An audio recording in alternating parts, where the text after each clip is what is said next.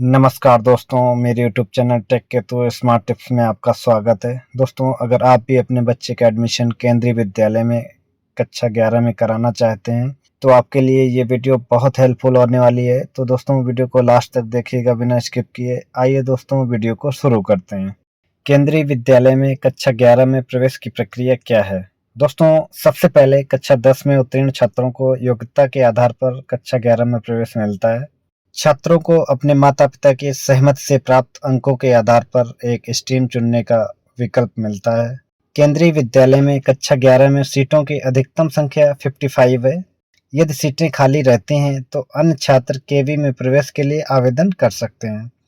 दोस्तों, केंद्रीय विद्यालय के विद्यार्थियों को एडमिशन में प्रायोरिटी मिलती है। इसके बाद में नॉन केवी विद्यार्थियों को एडमिशन का मौका दिया जाता है।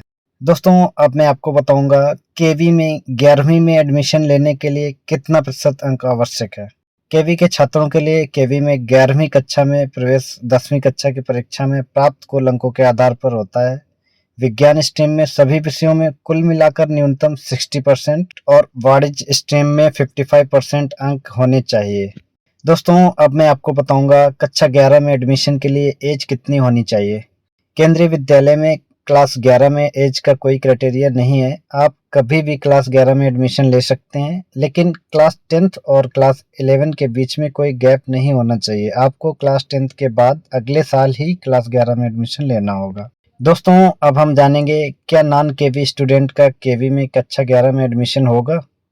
केवी स्टूडेंट और नॉन केवी स्टूडेंट की अलग-अलग नोटिस आती है या फिर एक ही नोटिस में अलग-अलग डेट दी रहती है। दोस्तों, जैसे ही नोटिस आती है, केवी और नॉन केवी स्टूडेंट को ऑफलाइन रजिस्ट्रेशन फॉर्म भरकर उसके साथ सपोर्टिंग डॉक्यूमेंट लगाकर केंद्रीय विद्यालय में जमा करना होता है।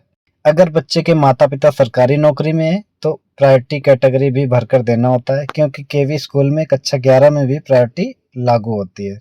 किसी भी केंद्रीय विद्यालय में जिस स्ट्रीम में सीटें खाली रहती हैं, उसी में एडमिशन हो जाता है। दोस्तों, पहले केवी के स्टूडेंट्स का एडमिशन होता है। अगर उसके बाद सीटें खाली रह जाती हैं, तब नॉन केवी स्टूडेंट को एडमिशन दिया जाता है।